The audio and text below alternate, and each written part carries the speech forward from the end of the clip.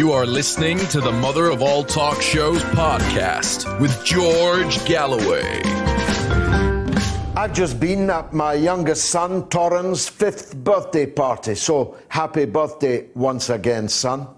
But there'll be no more happy birthdays for little Shukri Abdi, to whom I'm dedicating this show tonight. Shukri Abdi was a 12-year-old schoolgirl, a Somali refugee girl living in Bury in Greater Manchester. Late last month, she was found drowned in the River Irwell. She was dressed from head to toe in traditional Islamic garb, wearing a hijab, wearing long clothes. She couldn't swim. She had a fear of water. The police have concluded that it was entirely accidental. But I don't believe that that is true. Shukri, like many children of all backgrounds, was being mercilessly bullied in her school. It is much more likely to me, and more importantly, to her family and the community from whence she comes.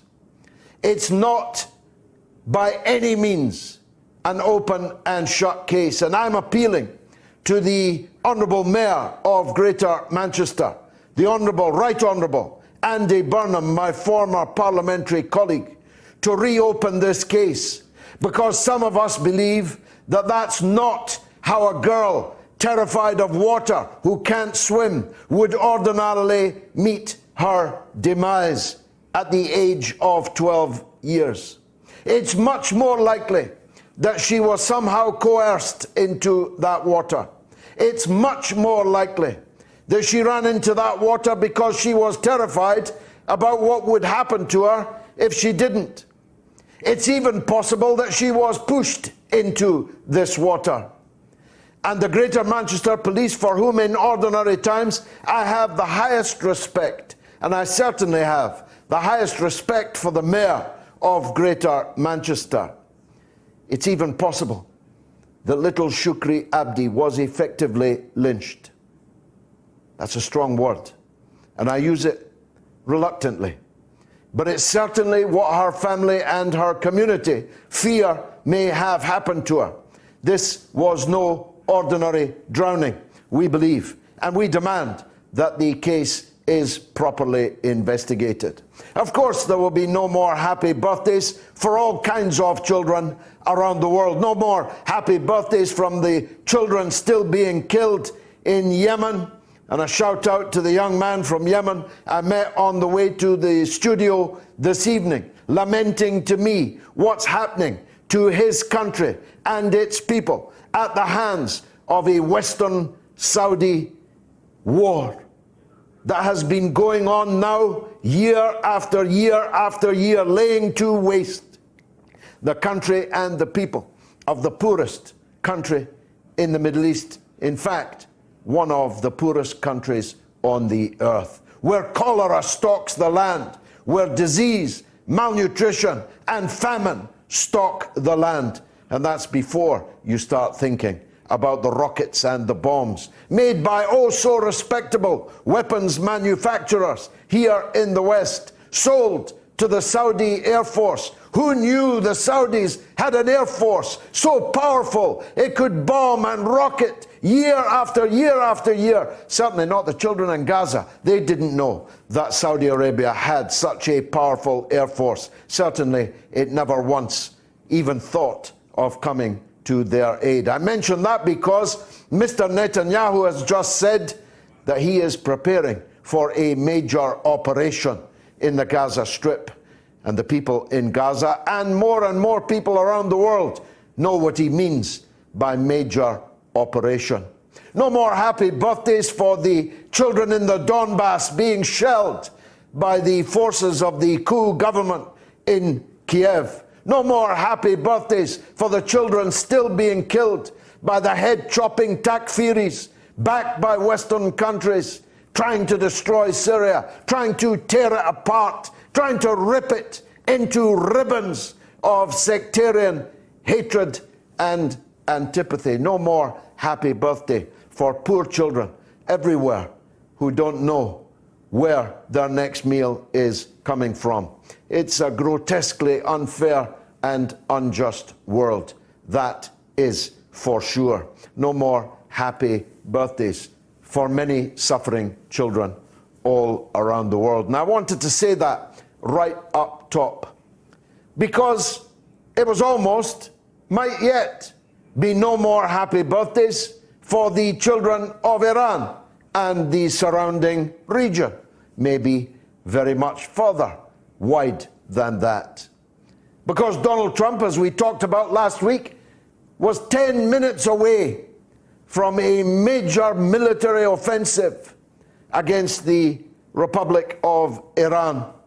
A major offensive that would have been instantly joined, we now know because they have told us, by Mr. Netanyahu's Israel, who might have to leave the people of Gaza alone for a few days while they joined an American attack on Iran. From Saudi Arabia, the rockets and the jets would have come. And we now know from Jeremy Hunt, Britain's Foreign Secretary and putative Prime Minister, that Britain would join it too. Imagine. Iran, of course, is not some tin pot, broken-backed tyranny with no ability to fight back. The Iranian people would be entirely united in resisting an American, Israeli, Saudi, and British attack upon their country. Now, Donald Trump, wisely, and I take my hat off to him for doing so, called off that strike at the last minute, much to the disappointment of some of his closest friends in the region. But it's all flared up again. And who lit the matches? The very same Jeremy Hunt. The very same British government that once occupied all of Iran and stole its wealth, that played a decisive role, along with the United States of America, in overthrowing democracy in Iran in 1953. Perfidious Albion was up to its nefarious designs again off the coast of Gibraltar this week. There was an oil tanker, state-owned, on its way to deliver oil, duly paid for, to the Syrian Arab Republic. It necessarily needed to sail through the Mediterranean, so it turned the corner at Gibraltar. And it was, I can only say this in this way, there's no nice way to put this, it was subjected to an act of international piracy by the brave Royal Marines. They are brave. I almost was one of them. Brave and highly talented soldiers. But there was nothing brave about what they did off Gibraltar this week. You don't need to be brave to storm, as the British media put it, an unarmed oil tanker. No bravery required. But they stormed it. Moreover, according to the government of Spain, they did so in Spanish territorial waters. Just a sidebar, Spain is a member of the European Union, a rather important one. It has a vote in the Council of Ministers. It has a veto vote in the Council of Ministers. Britain is currently trying to leave the European Union, currently trying to negotiate a satisfactory deal acceptable to both sides to govern the terms of that withdrawal from the European Union. I wouldn't look forward to being a British minister asking a favour from the government of Spain after such a flagrant act of piracy in their territorial waters. We could discuss another time the frankly ruritarian, ludicrous idea that Gibraltar is Britain. It's a rock in Spain, for God's sake. It's a rock attached to Spain, for God's sake. But we'll discuss that another time. Why didn't Donald Trump and John Bolton ask the Spanish government to board that oil tanker? Because the Spanish government would have said no. That's why. The Spanish government would have said, we don't have oil sanctions against Iran. We don't even have oil sanctions against Syria.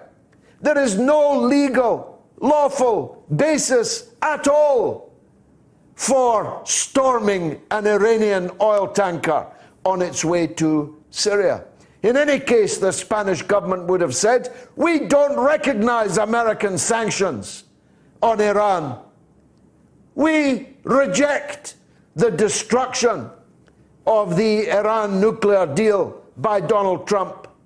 We don't want war with Iran. So why should we commit an act of war against Iran by storming its legitimate oil tanker going about its lawful business? That's what the Spanish government would have said. That's what any European government would have said. Any except the British government, of course.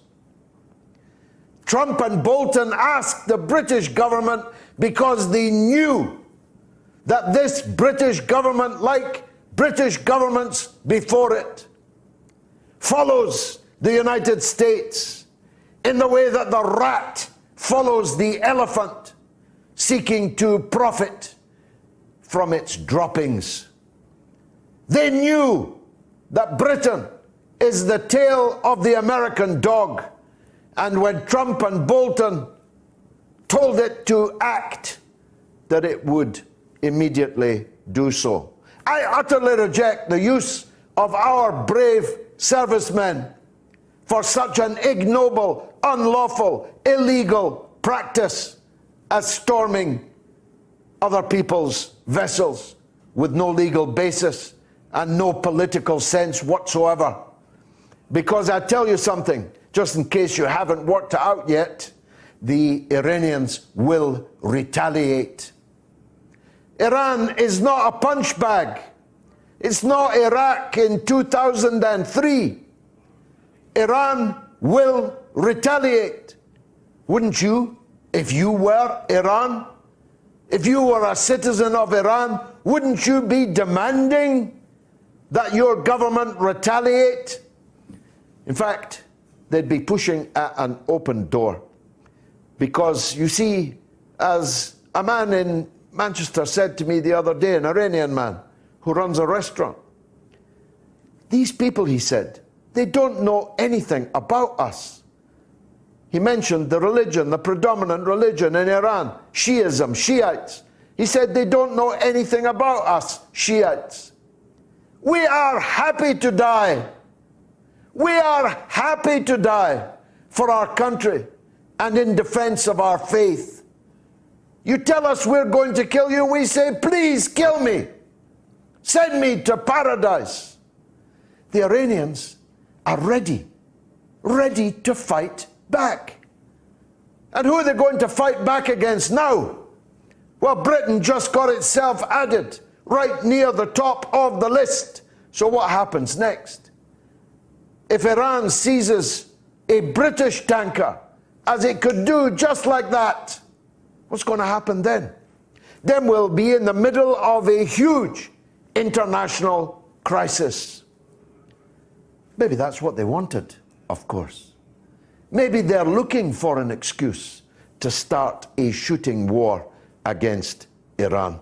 If they are, they don't know that they'll be making the biggest mistake in history, that they'll be opening the gates of hell. But you should know, if you're watching this and listening to this, don't forget that I told you all of this in the run-up to the war with Iraq, which has never ended.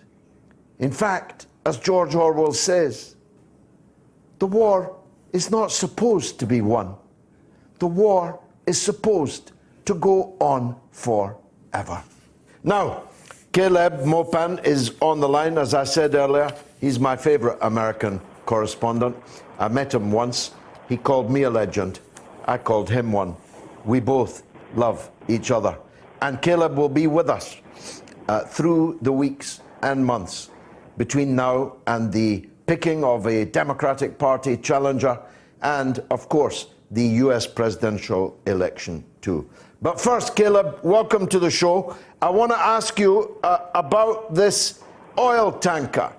It now turns out that the British Army takes its orders from Washington. Don't you know it? It was Trump and Bolton who told the British government that they had to board this oil tanker. How was that story played out in the US media? Well, you know, the amount of bias related to anything related to Iran in the United States is pretty massive. You almost want to do a double take and imagine that the shoe was on the other foot. What would be the response of the United States if an American oil tanker had been seized by a foreign country? The response would obviously be quite a bit of massive outrage and possibly some kind of military action. And, of course, this is then fit in with a narrative that apparently the only reason the Syrian government hasn't collapsed is because of, you know, the support it allegedly receives from Iran. You know, apparently no Syrian would ever not want their country to be overrun by Wahhabi terrorists and extremists. No Syrian would ever want to continue religious freedom and elections and such in their country. It fits in with a whole narrative about Iran, blaming Iran for all the problems of the Middle East, as if everything would be just fine over there, as if Saudi Arabia is not causing problems, as if Israel is not causing problems.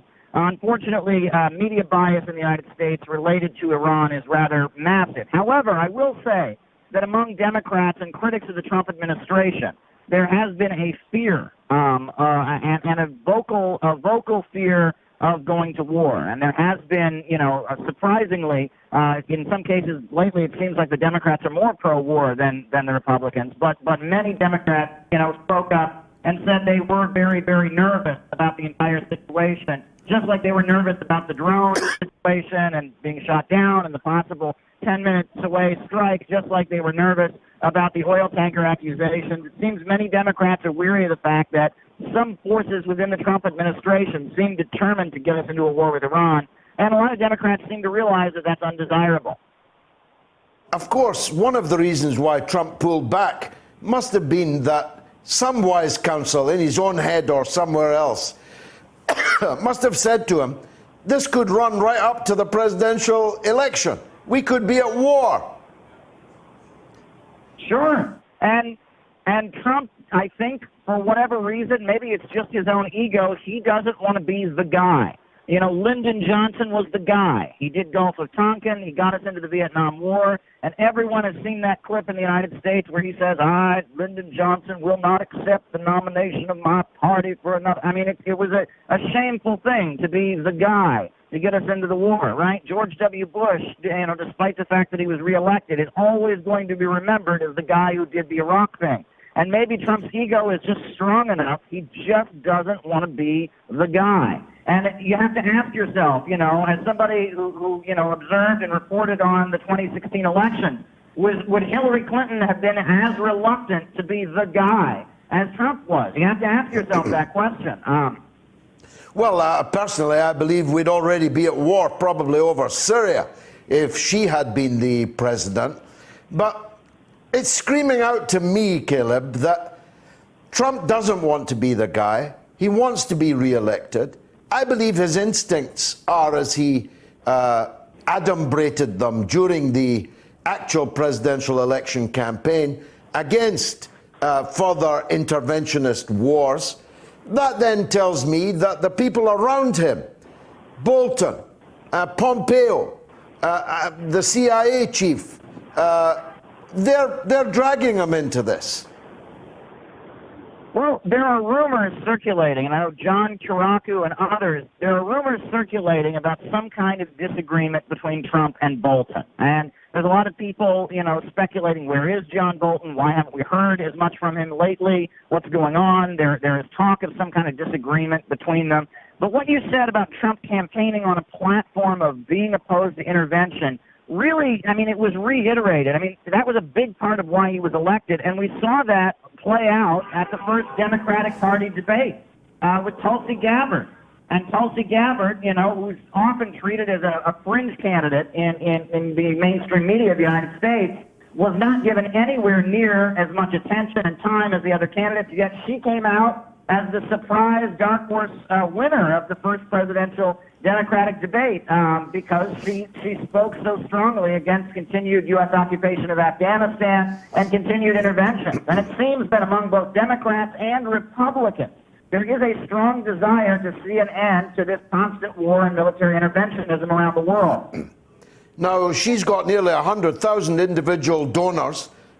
She is a dark horse. She's come from virtually nowhere for the mass media anyway.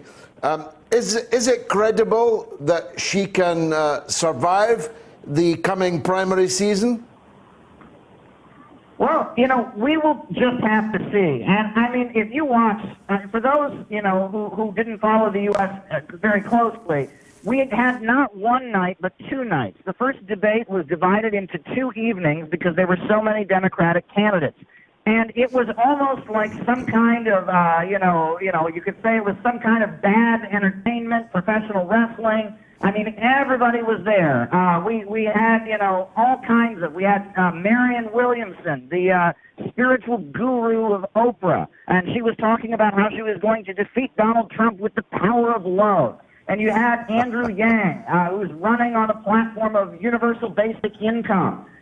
You had all kinds of people there. I mean, it was every different voice, every different little cause you could have heard of was represented. But yet the media seemed to be focusing on 4 or 5 major candidates. Some of the candidates, Andrew Yang in particular, complained about the fact that the format was set up so that when the moderators called on people, somebody else could just jump in. That was how the debates were set up. But yet other people's microphones were not turned on. Andrew Yang, the candidate who was running on this universal basic income platform, he complained that that he was not able to jump in like the other candidates were. That these are very much made-for-TV debates, and that it seems like we have so many candidates running, but yet the focus is on a few frontrunners who are being given all the media attention, and it's almost like the rest are almost just background noise.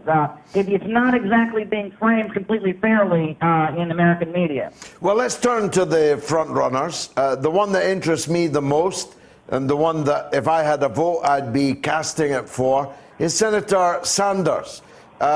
Would you say that he has faltered a little bit? That's certainly how the media has presented it over here. Well, his campaign staff has voiced a great deal of outrage about the fact that the media is almost declaring their campaign to be over based on a few polls, whereas there are other polls showing different things, showing him second right behind Joe Biden. And furthermore, that it seems like one of the things that seems to be causing so much confusion and maybe weakening Sanders is the fact that his platform has been adopted by almost all the other major candidates. They're all calling for Medicare for all now. They're all practically calling for guaranteed college for Americans now. So is that really a loss if the other candidates are adopting your platform? But the Bernie Sanders staff, they have voiced outrage about it, and they seem to emphasize the fact that they have a very big network of volunteers, that they are out fundraising themselves from 2016 by very big numbers. They're very confident, and they feel like the media is just anxious to declare them to be defeated, a year before the election even begins, even before the primary votes take place. Very strange, but regardless, Sanders seems to have a very strong base of support. Some polls are putting him in 4th place now. Other polls are putting him in 2nd place. But he's up there with Biden. He's up there with Kamala Harris. He's up there with Elizabeth Warren. He's considered one of the frontrunners. Now, here's my take on those two, Kamala Harris and Joe Biden. It might be a bit unkind, but on this side of the water, we can be that. For me, Joe Biden is Hillary Clinton without the lipstick, and Kamala Harris is Hillary Clinton with the lipstick. What's your response to that? Well, I mean, that's certainly an amusing way of putting it. Kamala Harris, was the top prosecutor in the state of California. And she has tried to reframe herself as a progressive, as someone who fought for low-income people, but that record just doesn't match with what actually took place.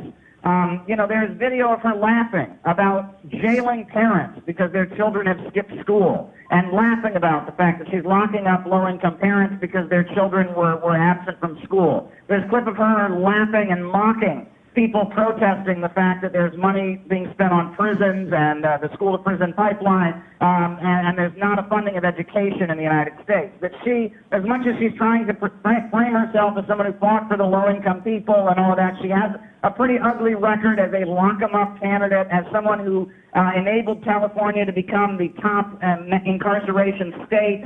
And she's got a lot to answer for there. Furthermore, she seems to really emphasize that her criticism of Trump is that he's not warlike enough. She criticized Trump for his recent negotiations with Kim Jong-un and North Korea. She attacked that as a photo op. She's opposed to making peace with North Korea. She's made that pretty clear. She's opposed to any effort to reconcile with Russia. And she seems to very much represent the forces that Hillary Clinton represented, which seem to be more aggressive around the world, and to favor a more authoritarian police state here at home. What about Joe? And, he very much is the favorite of a lot of people. But people said his debate performance was not good. It seemed like every candidate just took turns. It was almost like they were lining up to punch him or something. They all took turns going after him, and he didn't really come back very strongly. People are saying his debate performance was pretty weak, and people wonder if he really wants the job. He was very close to the job under Obama. He was the vice president. And people have wondered is he running simply because there's pressure on him to run? Does he really want the job? Because his campaign does not seem to have the kind of enthusiasm and strength that other campaigns have had. But he is very likable. He has a long career in the Senate. He's got that whole Irish working class, urban cop fireman appeal. He's an average Joe. He's Joe Biden. He's got a charisma that has gotten him far in politics, has kept him in the Senate for many years. So people wonder if he could actually end up being the nominee, and that a lot of Trump voters would find his personality very appealing. So he's certainly in the race, despite the fact that people aren't seeing the energy they thought that would be there when Joe Biden ran. Now, finally on that, although stay on the line because we've got some callers with questions for both of us. There was an arrest today, charges today, of someone who is said to be close to the Clintons, Bill Clinton in particular, but also I've seen him in more than one photo opportunity with Donald Trump. I had the feeling that this arrest, these charges, are going to be very big in the United States. Sketch, if you would, the background to them. Well, Jeffrey Epstein, that's the name, and he is an individual very wealthy, and there is quite a history there showing him, engaging in inappropriate and sexual behavior with minors. And he's been arrested, and this is something that has raised a lot of eyebrows. I mean, he's had a reputation for many years. There are many people that feel this guy has skated justice, and that he's basically bought himself out of facing justice for his actions. And I think there's many people that are very happy about his arrest. Now, there are many Trump supporters, who especially would tie him with Hillary Clinton, and there's, the whole Pizzagate conspiracy theory, and there's that whole world where there are people that are thinking this is part of a much bigger operation in the background. There are also folks that are saying this is just the Me Too movement being heard. This is women who've been sexually harassed, women speaking up, and finally the Justice Department saying, look, this guy may be a wealthy investor, but he's doing things with underage girls. That's not acceptable. He's preying in particular on women, teenage girls in foster care and such. A despicable human being that needs to be brought to justice. But the whole country is watching the case very closely. Hang on for a minute, Caleb, would you? Because Ken is on the line from Gibraltar. Ken. Well, it wasn't Ken. It was actually Kieran. I beg your pardon, Kieran. It's fine. Well, my family moved to Gibraltar because, it's lovely tax haven status, but I've been watching the local reporting about the oil tanker, and I don't think it's as conspiratorial as you're saying, to be honest. Tell me. Well, because it's because the courts have to issue an order about 48 hours after they took the ship, and I know some of the judges here, and they're just following EU law against Syria, not against Iran. So I don't think it was ordered by John Bolton. I don't agree with, obviously, it's the usual, prodding to get them to prod back. And I know that Trump wants a war, or John Bolton wants a war so they can win the next election. But I don't think it's conspiratorial, to be honest. So you're telling me that the government of Iraq decided to enter international politics by seizing an oil tanker? Are you seriously putting that to me, Kieran? They're following the law. That's the law of the EU, and they're doing the balancing act as everyone else is against Spain and everyone. Why did no other European government do it then? Why just the government of Iraq? Well, okay, what happens is the oil tanker must have come from the Atlantic, and then the first place it went was Gibraltar Wars, because that's the cheapest for oil. So that makes sense. No, it doesn't, because they would have sailed, surely, past into Portuguese waters, wouldn't they? I'm not sure about that. These oil tankers are big. If you're turning into the Mediterranean, it seems to me that you have to be in Portuguese waters before you're in Gibraltar waters. Well, even if I'm still almost 100% sure it wasn't ordered, because they got word from the British Foreign Office saying that you got this oil tanker and it's against EU law. That's exactly my point. So it was the British Foreign Office that told the government of the Rock to seize this tanker. Yeah. Well, the government of the Rock looked at the current law, again, from the EU law, not American law, not US sanctions, but no other European government was prepared to do that. And the Spanish government, whose waters they are, is extremely angry about the British.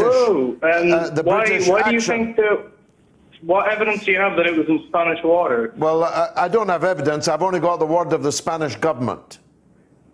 I wouldn't take those seriously, because one time I was actually off the edge of the coast there, and there was a Spanish police boat that drove right past 10 meters, well, about 10, 20 meters away. So the Spanish government always tries to get on Gibraltar's territorial waters because they want the rock. Well, we'll discuss that another day, but look, I mean, you're talking about the EU. Spain is a rather significant member of the EU. It is extremely angry about the seizure of the oil tanker. You've just conceded to me that the government of Iraq were told by the British Foreign Office in London to do this. Yet you dispute my contention that the British government told them to do so because the American government told them to do so. Let's hear from Caleb, see what he makes of this rather arcane point. Caleb.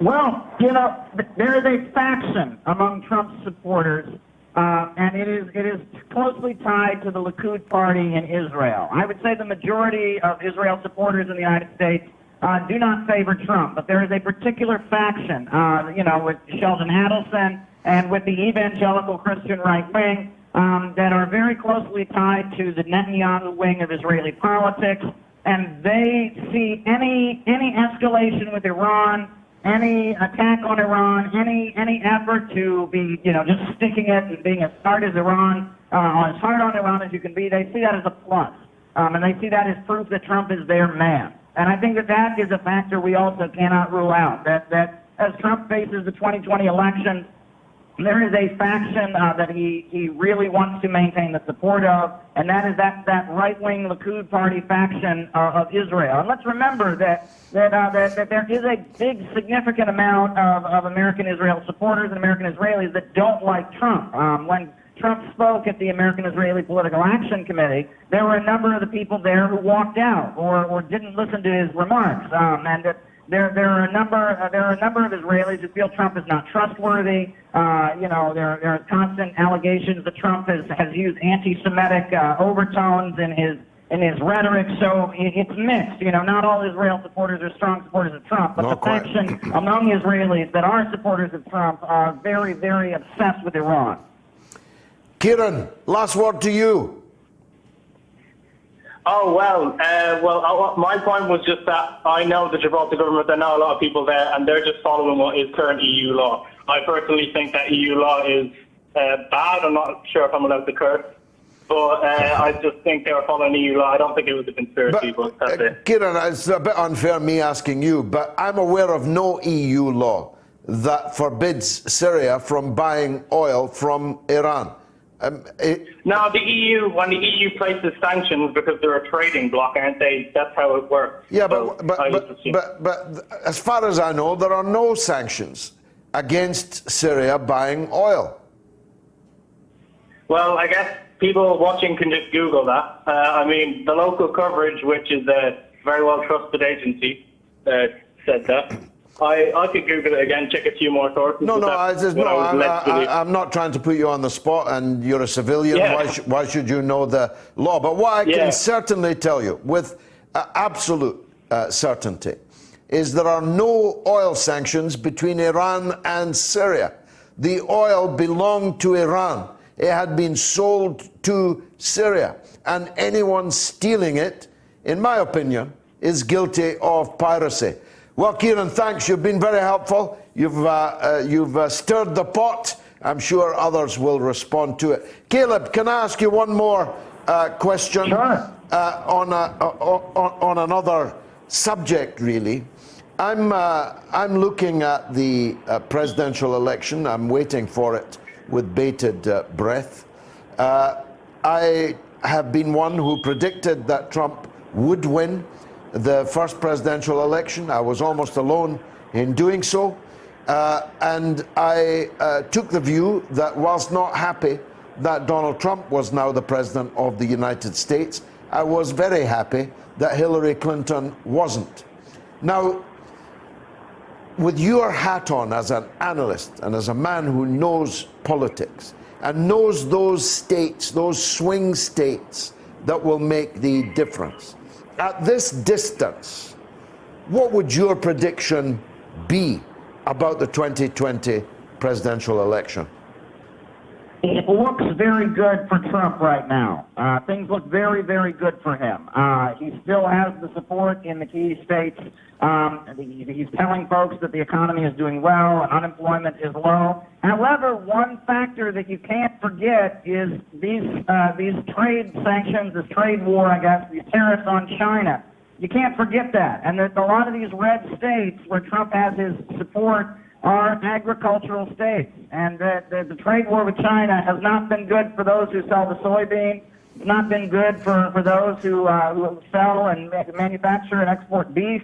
And the agricultural sector has hurt quite a bit, from Trump's trade war with China. And that the economy right now, it's still, we keep seeing signs that there could be trouble ahead. The jobs numbers are shaky. And if the economy isn't still glowing, Trump claimed we're in the middle of an economic miracle at his last State of the Union. If the economy doesn't continue to have this bright, optimistic outlook on it, if things aren't going economically well, Trump could be in a world of hurt pretty quick. But right now, I think things look pretty good for him, especially with so much confusion and unclarity on the Democratic side. He tweeted this week, and you may say that self-praise is no praise at all, merely narcissism, that the whole world envied the United States, and he thanked the President of the United States, who happens to be himself, in a tweet. He thanked himself for these record economic numbers, the stock market, the jobs market, and so on. How much of that is down to him?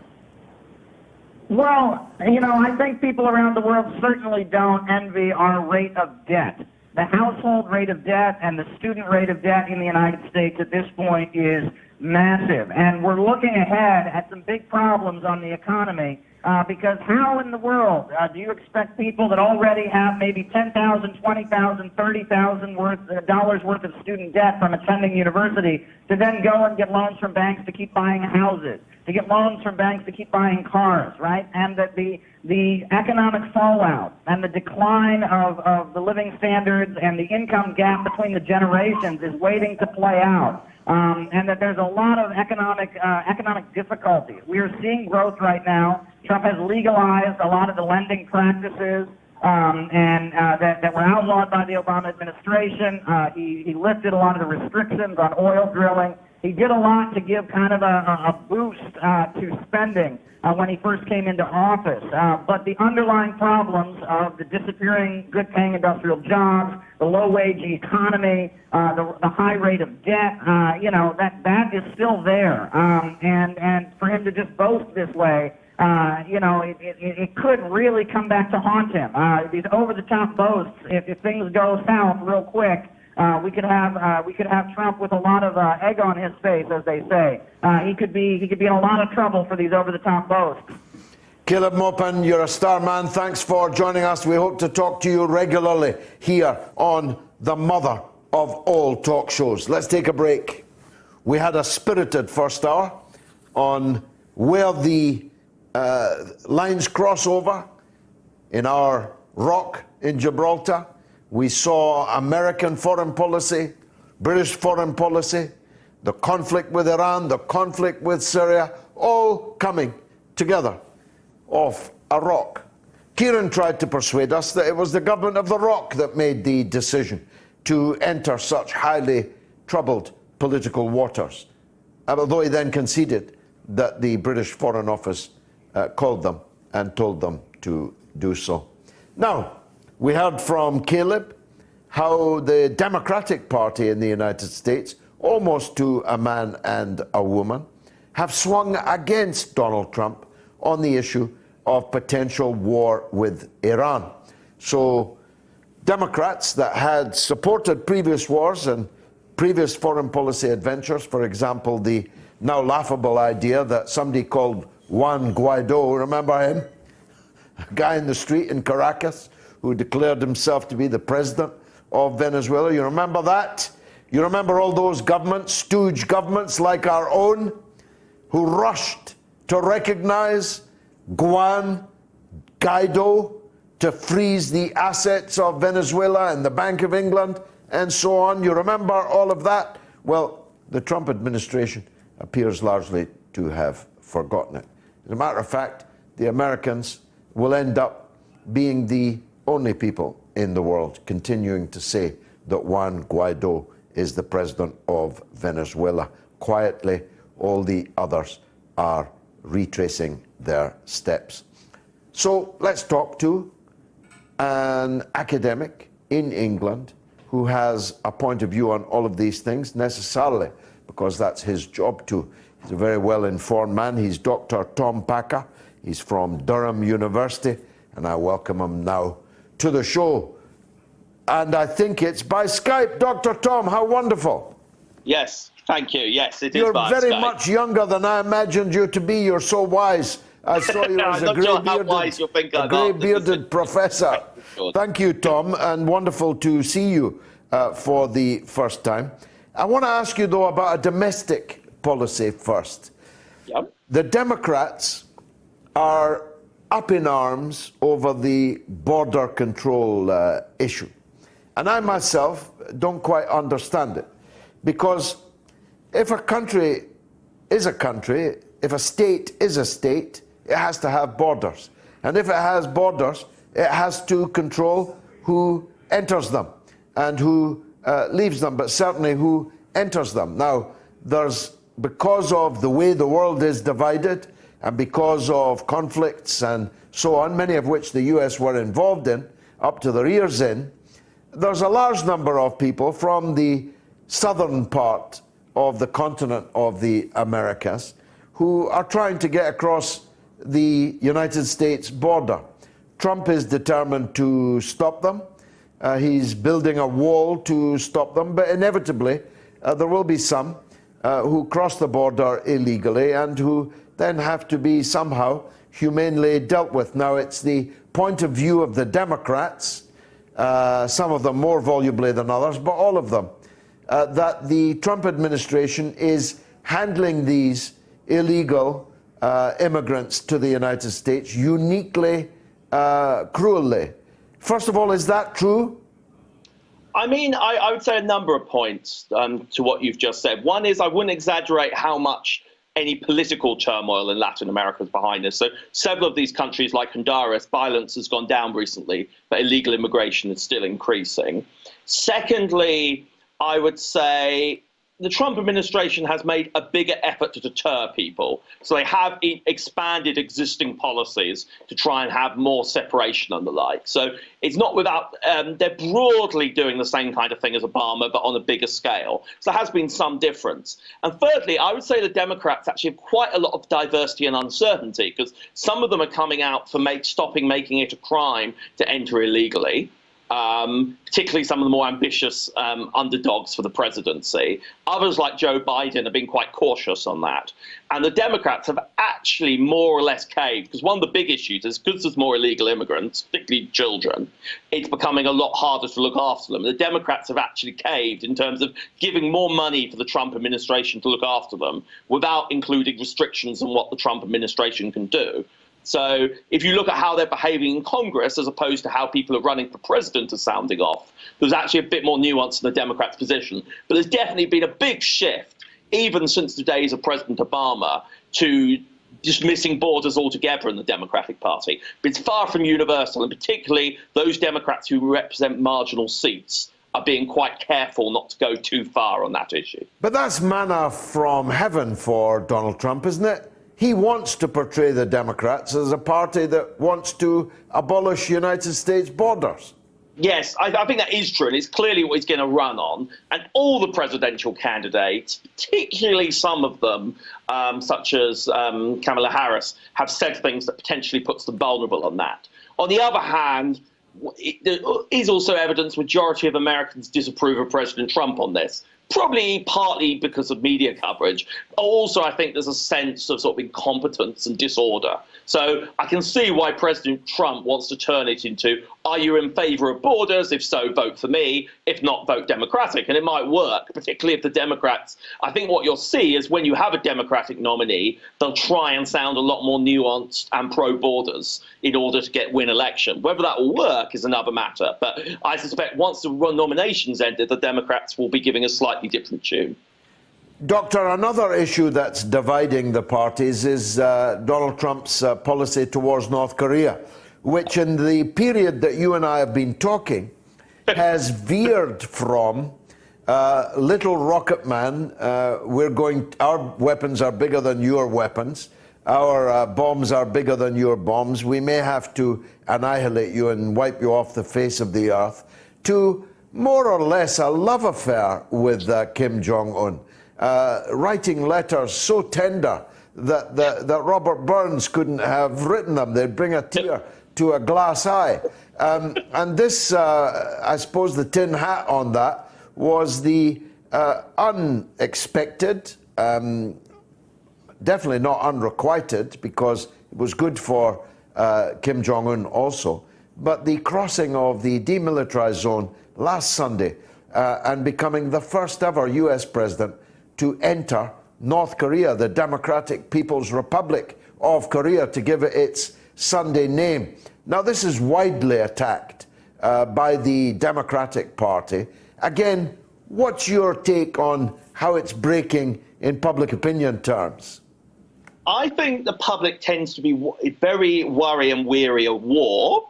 Perhaps not quite with the same kind of viewpoint you were just describing, because the public, like myself, in the United States, tend to see America as mostly the good guy, but very wary of further war. So I think that's probably one reason why President Trump has been giving off this different mood music, to give the public the impression that he's a man of peace and get great media. I think so certainly I think the public is more pleased by how he's behaving now than when he was talking about war. And I think that probably does a lot to explain President Trump's behavior. In terms of the Democratic Party, I think there's a natural tendency when you're in opposition to oppose. So I think there was a lot of talk Trump was being irresponsible earlier. Now there's a lot of talk that he's pandering to dictators and maybe doing it because he's too pro-Russia and things like this. But I think one thing worth remembering is the actual actions, like President Trump more than any previous president, has a tendency to say stuff without actually affecting the actions of the American government or even his own actions. And they weren't nearly as aggressive towards North Korea as some of the rhetoric might have suggested. And they're not being as pro-North Korea as you might think. Like, if you look at people like Secretary of State Pompeo, they haven't given nearly as much ground as the sort of mood music from President Trump would suggest. So while mood music matters, I wouldn't necessarily suggest US policy is necessarily going to shift that radically. And I think that's important to remember, the distinction between rhetoric and action. Finally, Dr. Tom, and I'm grateful for your time. What's your view on the rumors or reports that we talked about earlier in the show that there's a breach between President Trump and National Security Advisor John Bolton, and that the latter might not be much longer for this political world? I wish him no harm, of course. Well, yeah, I'm sure he'll be fine otherwise. I would say it's very hard to read. Like, the Trump administration has a ridiculous turnover, and John Bolton could easily join that. On the other hand, I think John Bolton, a lot of it, there's a huge degree to which, unless people are personally upset Trump or his family, he's actually been less keen to fire people. And so I think John Bolton clearly has a much different, a much more consistent and a much more confrontational attitude towards issues like Korea. So he's, in that sense, been marginalized. But I suspect Mr. Bolton will try and just hang on and wait for policy to change. And I thought it was very striking that Mr. Bolton tweeted a picture of himself in Mongolia when Korea was going on. I think Mr. Bolton takes the view this will all end in tears, distance myself, and then when it ends in tears, I can then come and do a more hawkish policy. I'm not saying he'll succeed, but I think it's plausible he might. So he may go. It's the Trump administration. There's always a chance anyone will go at any moment. But I think there's a good chance he might just dig in, not directly confront Trump, and wait for policy to shift again. Lastly, sorry, I wanted to ask your view on what I thought was a tweet that inched towards madness, and the statement which undoubtedly was across the line into madness.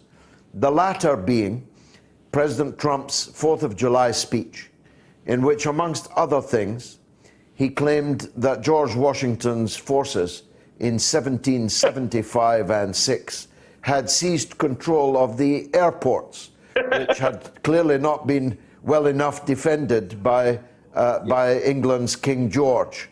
And the former being the tweet in which President Trump praised Mr. President Trump. In other words, he actually committed to print a statement of congratulations to himself on the United States becoming the envy of the world, the proximate cause of this envy being Donald Trump's economic figures. Talk about the extraordinary 4th of July events first, if you will. I mean, I think they're less extraordinary than you might think, in that I think the president probably misspoke, or possibly there was a screw up with a teleprompter he was clearly relying on. And it has happened more often than you might think. So President Obama, for example, once referred, I think it was President Obama, to more than 51 states or something, where of course there are only 50. So I don't think President Trump is exactly an expert historian. Maybe we were the 51st. I don't think it was deliberate. I wouldn't say so. Certainly not at the moment. So I wouldn't overread the gaffe. In terms of that, I mean, obviously the economy is doing pretty well in the United States at the moment. The US, of course, is an extremely rich country, much richer than Russia, richer even than countries like the UK anyway. And, you know, presidents, when the economy is doing well, that's their big selling point. So he's trying to make everything. I mean, you know, I think you could give at least the president credit for not having screwed it up. I personally think his tax cuts and deregulation may have helped a bit with the economy. So he's obviously going to talk about that. And frankly, when the elections come, we're probably going to get sick of him talking about how great the economy is, unless it goes downhill, because it's his big hope for re-election that, by and large, when the economy is doing well, presidents win re-election. So he's going to bang on and on and on until everyone's sick of hearing about it. I've never used a teleprompter and can't imagine doing so. I've never read a speech of any kind. But I think if I read on a teleprompter that General George Washington seized America's airports in the Revolutionary War of 1775, I think I would have stopped watching the teleprompter and started to let it all come naturally. Dr. Tom Packer from Durham University, I'm most grateful, not just for your wisdom, but for being able to see you on screen at last. Thank you very much indeed for joining us on the mother of all talk shows. We've got Patrick in Los Angeles on the line. Let's hear from him. Patrick, welcome to the mother of all talk shows. Hey, Mr. Galloway, I sure do appreciate it, and I appreciate your kind message on Facebook as well. I've been listening to your program for quite some time, and it gets better and better, so I definitely appreciate it. I wanted to call about Tulsi Gabbard. Apparently, I think she is by far the best candidate that the Democrats have, top to bottom, particularly on the issue of foreign policy. And it seems as though there's, I guess you can say, upsurge, from below in terms of, campaign donations and pension that she's been garnering. And I don't know if she realistically stands a chance of ascertaining the nomination of the Democratic Party, but she could certainly be a spoiler. I kind of look at her as kind of, I guess, the Democratic equivalent maybe of Ron Paul in 2008 or 2012. She has a lot of, grassroots support. I just don't know if it'll be enough to get her over the finish line. What do you think? Well, I admired Senator Ron Paul's foreign policy very much, and I didn't agree with practically any of his domestic policies. And I suspect the same might be true of my views on Tulsi Gabbard, though I don't know her domestic agenda quite so well as I knew Senator Paul's. But there's no doubt at all that, as Caleb Maupin was saying earlier, she's making much more of an impact on this race than anyone could have predicted at the beginning.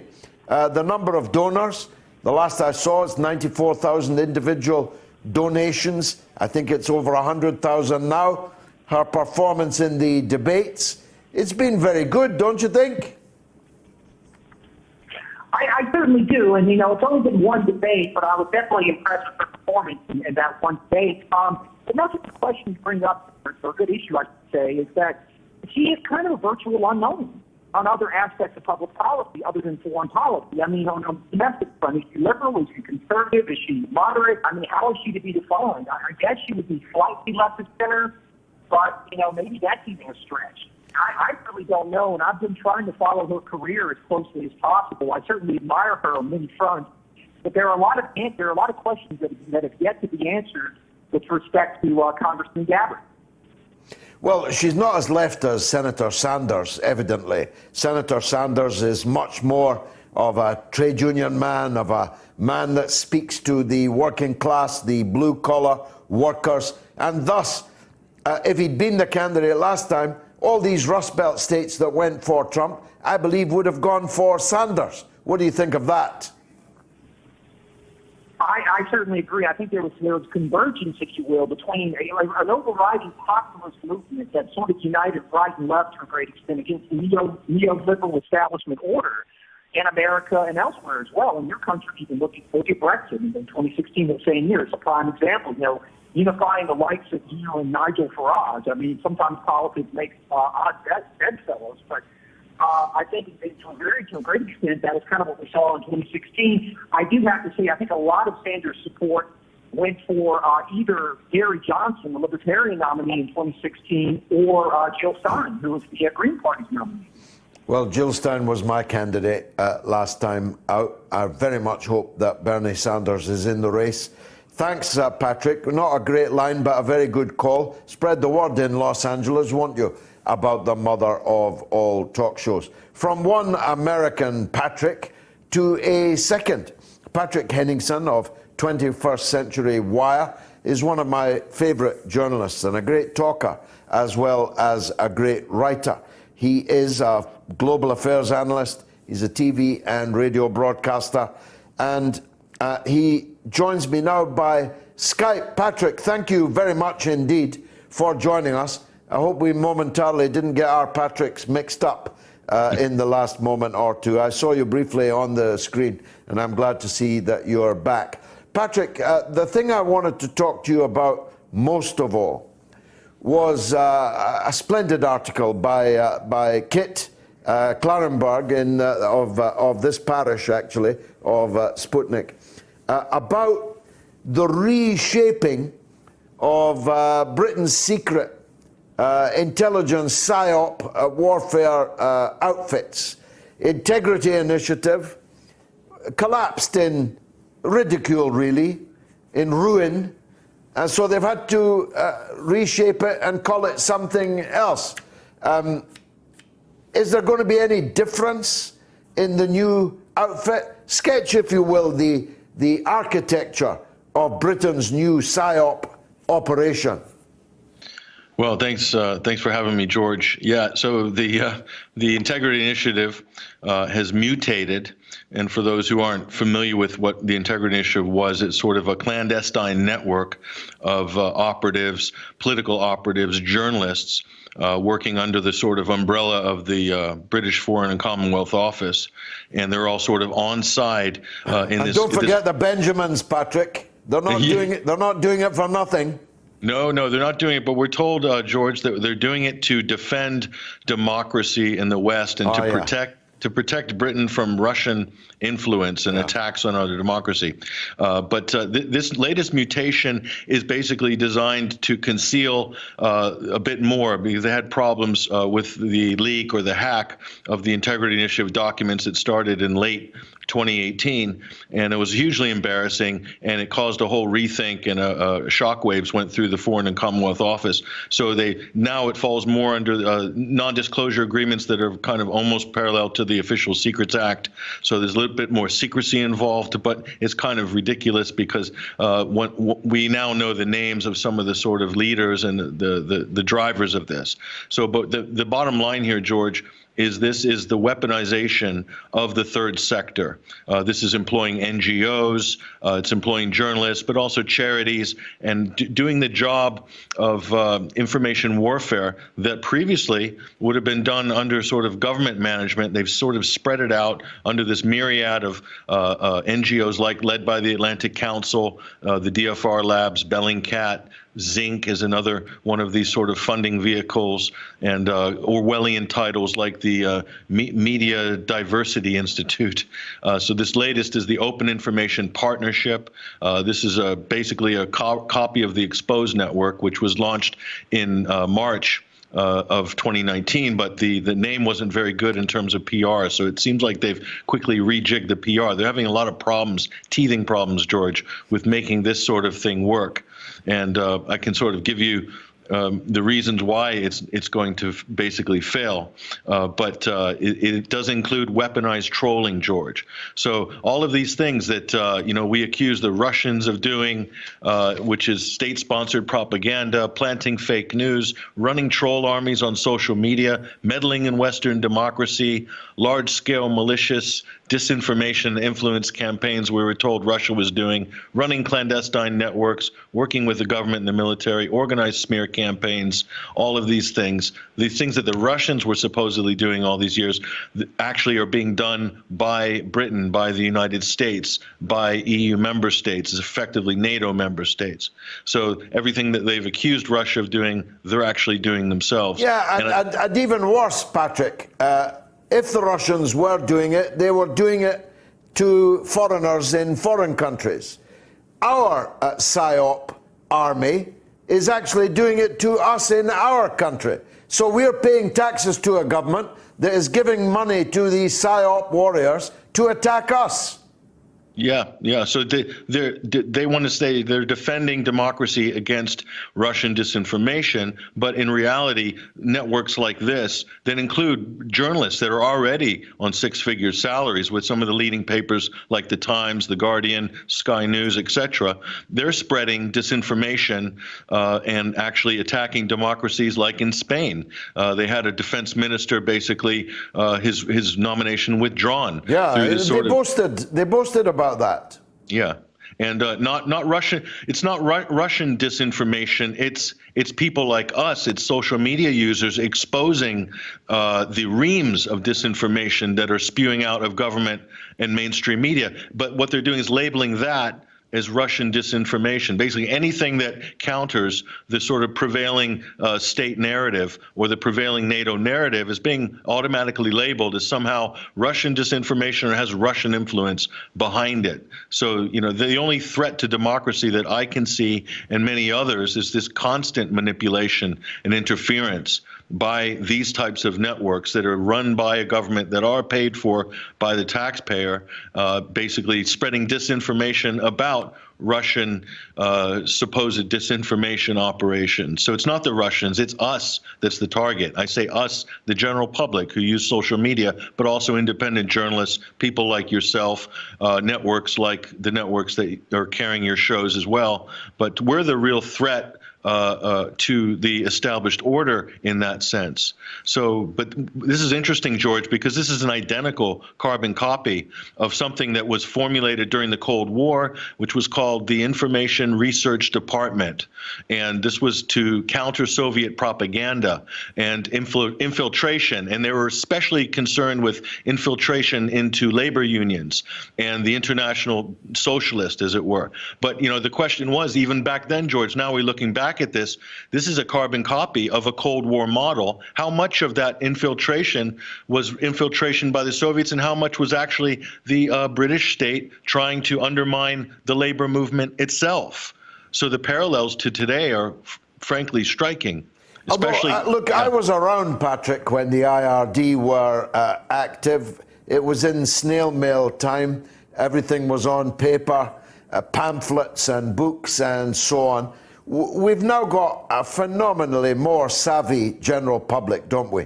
And so fast, you know, I can and you can put out a message, in my case to well over 1 million followers, that will rapidly multiply and move. And because people, I think certainly my 1 million plus followers do, trust me. They might not agree with me, but they trust me that I'm telling them what I think is the truth. But when it comes to state disinformation efforts like this, they have the major handicap that nobody trusts them. Yeah, it's not only that, but, you know, there's my old saying, which I coined, was the truth costs nothing to go viral. But if you want to push you-know-what uphill, it costs, in this case, 100 million pounds. Wow. Needs to be allocated to push, basically, something that's not true, something that's twisted, manipulated. But people like internet users who follow you on Twitter, George, a lot of your active compatriots on social media, they're doing it for free because they recognize the truth has a certain ring to it. But not only that, they can do their own research and triangulate the facts themselves. And there's hundreds and thousands of people that are doing this. So no matter how many troll armies that they can build to sort of interfere, what will eventually happen, George, if the government keeps at this, they'll ruin a lot of social media platforms just by the sheer scale of the sort of state-sponsored trolling or the NGO, Quango, third sector, state-funded trolling that we're seeing right now. Already that's definitely the case around Bellingcat and some of these other organizations that have been funded by these same oracles. They have to deploy trolls to manage the conversation, to validate their findings, to create the appearance that what they're putting out is true and has broad public support, when in fact it doesn't.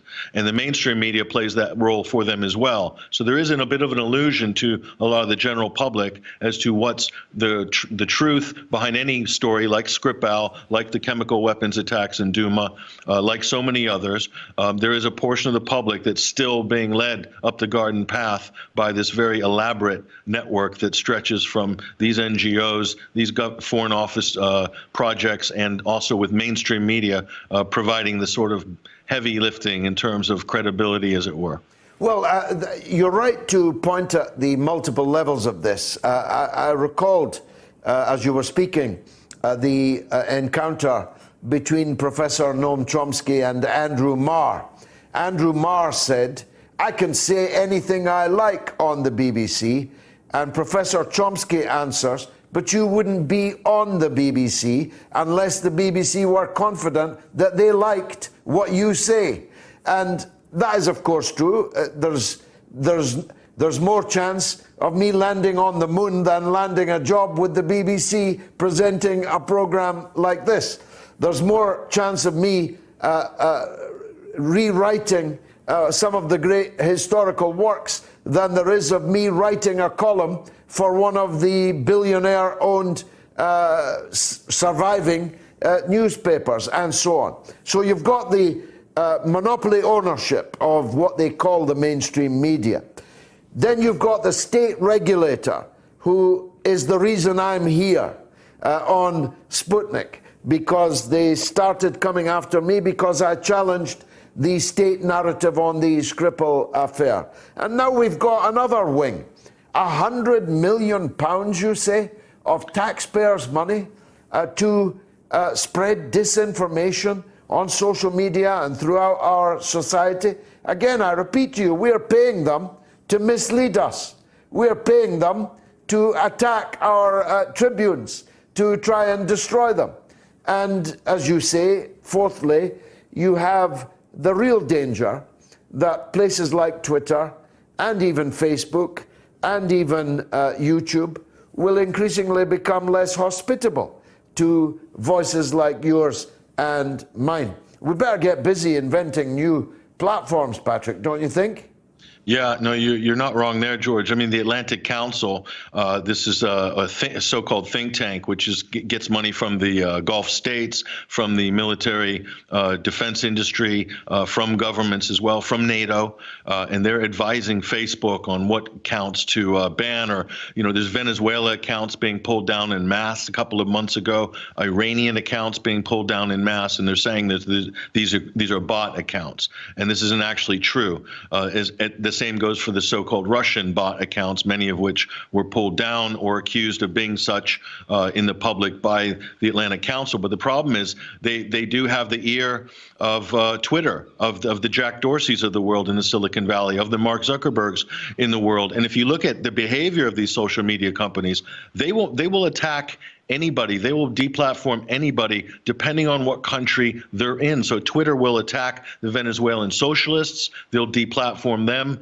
on the left, or the Bernie progressives or in America, let's say. And on the right, they'll go for the American conservatives. They'll go for the anti-globalism activist group or whatever. They'll also hit across the board anti-war, anti-interventionist, anti-imperialist. So they're pretty much going in all directions in terms of deplatforming. It's not just one group or another. It does change. It's relative to the political climate in each country. Because at the end of the day, the large social media monopolies, they want to be able to operate and have access to Pakistan, to Brazil, to Argentina, to all of these markets. So they'll do whatever the prevailing winds of government are in those countries. And in the case of Britain, they're putting pressure on these social media companies to, quote, clean up their act of extremism or hate speech or extremist speech. Granted, there is hate speech and things like this that do exist, that is real, incitement of violence, but the definition just keeps getting more and more arbitrary.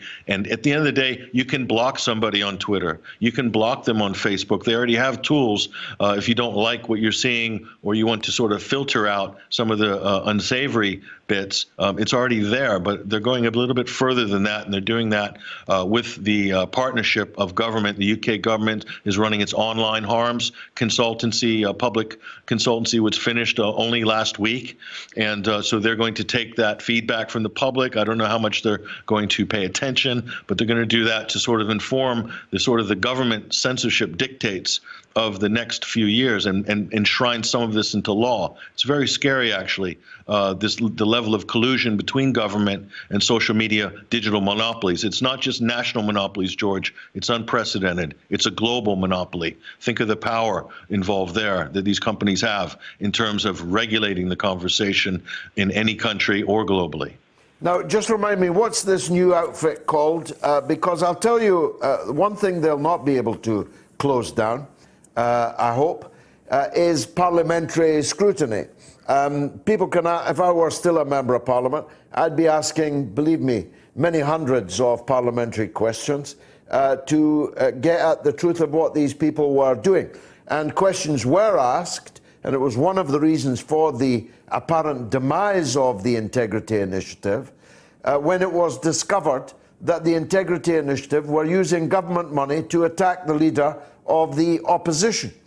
So parliamentary scrutiny cannot be avoided if the money is coming from the Foreign Office budget. The government refuses to answer questions about intelligence matters, but this is not coming, is it, from the intelligence agencies? It's coming from the FCO. So British members of Parliament can subject this expenditure to rigorous questioning. That's right. That's right. So this particular program is allocated 10 million pounds. This is the Open Information Partnership, as it's called. And this is basically a child of the Integrity Initiative for all intents and purposes. But yeah, this does fall under the Commonwealth Office. And from the beginning of these programs, the foundation of the Institute for Statecraft, which was in 2005, 2006, lay dormant until Russia became public enemy #1 officially after the Ukrainian crisis. And so we're talking about a projection in total expenditures in all these programs, at least 100 million. At least 100 million. So the Open Information Partnership. So this is the Foreign and Commonwealth Office. This is under their Counter Disinformation and Media Development Program, very Orwellian sounding program run by Alan Duncan, we're told. But you also have to remember, George, this is all under the purview of the Cabinet Office, actually, and Mark Sedwill. So there's been a revolution in government in the UK that Tony Blair is responsible for, which was reversing decision-making and agenda-making, which used to come from ministers' offices and ministers to instruct the Cabinet Office to get, but now it goes the other way, George. Decisions and agendas are being made in the Cabinet Office, and they're being put out to the various ministerial departments where they have to execute that policy or that agenda. Yeah, so although the Cabinet Office itself can be questioned, but you're right to say Tony Blair, because he wanted to be the president, but that's not allowed here, he made the Cabinet Office into essentially a presidency through which he could operate. I know Alan Duncan exceedingly well, more well than I could really tell you on the air. I know everything about Alan Duncan. He is a person with some honour, and I hope that he'll act with honour in this regard. And if he doesn't, if Jeremy Corbyn's watching, as he well might be, I really hope that the next government, if it is one that he can influence, should scrap these things. Because, the truth, as you say, the truth doesn't need government money to be circulated. People circulate the truth for free. There are hundreds of thousands, millions of good, honest citizens in Britain who want to find the truth and pass it on to other people. It's only, as you say, when you're trying to push what up a hill, that you've got to pay £100 million so to do it. Patrick, I just close with this. A young, super smart, dynamic fellow like you should be looking at how we can have our own Twitter, how we can have our own Facebook, how we can have our own YouTube.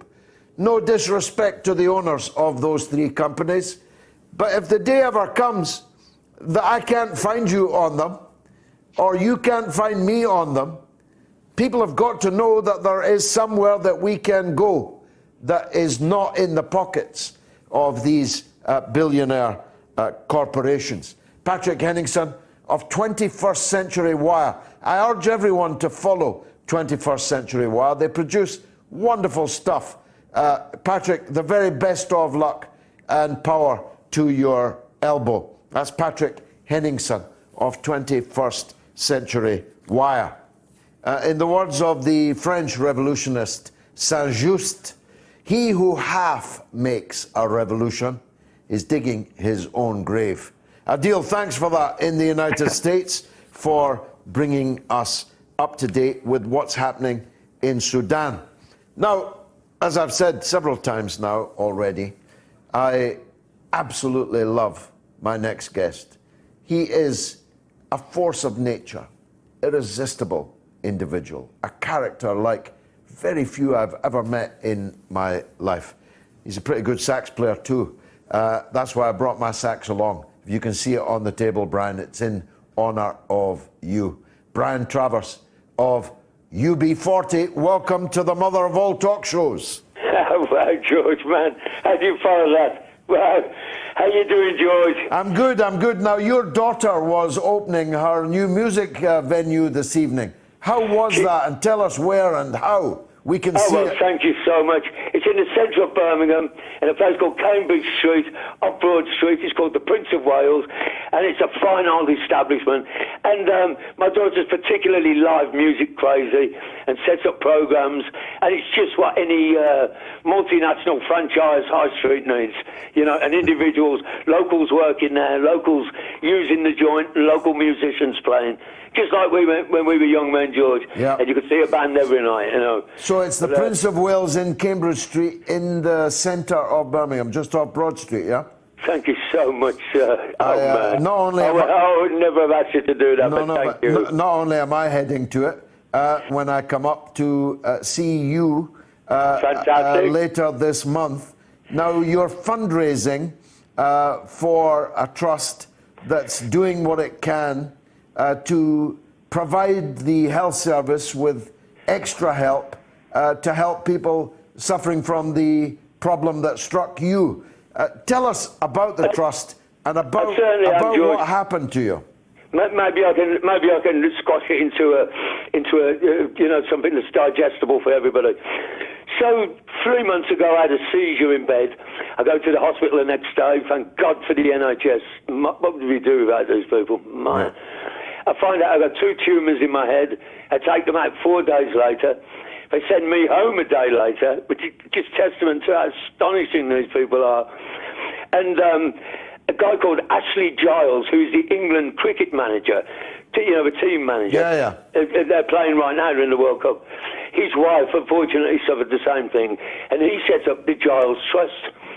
Me being a kind of, I suppose I'm quite vicarious, you know, I like to talk and I love people.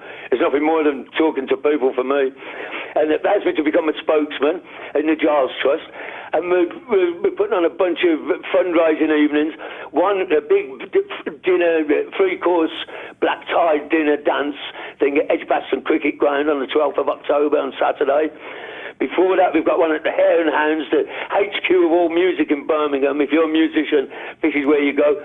Funny enough, it's where UB40 played their first gig 40 years ago. Wow. God, that went quick. Remember how fast we could run then, George? Exactly.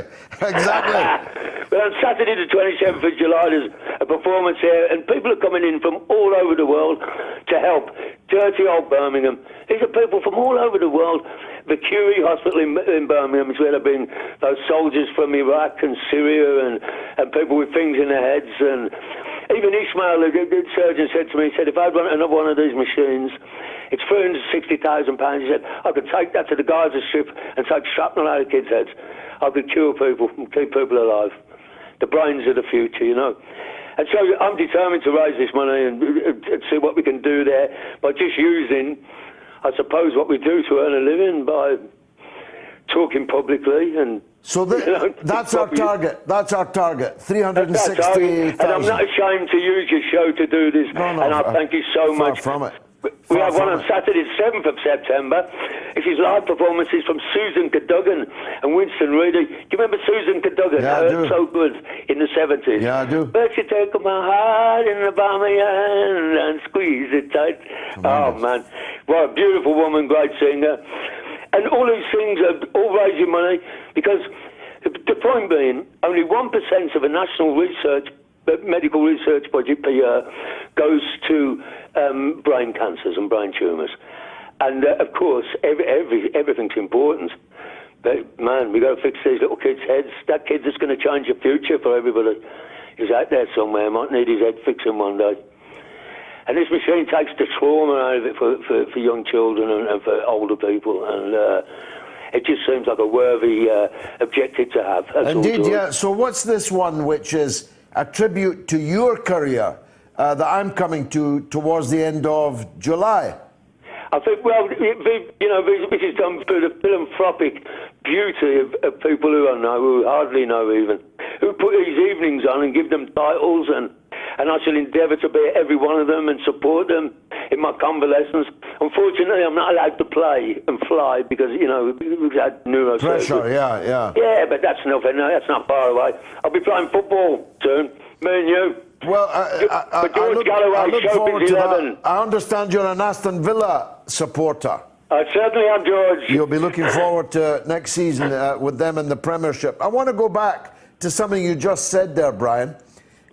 40 years ago, you played your first gig in the Hare and Hounds in Birmingham. Very much a Birmingham band. You all met at school. We all met at art school at 11 years old, not college. It was, you know, secondary modern school. And it happened to be an art school, and it was an incredible place. And it taught us how to teach ourselves and believe in ourselves. And if only we were smart enough to have known that then.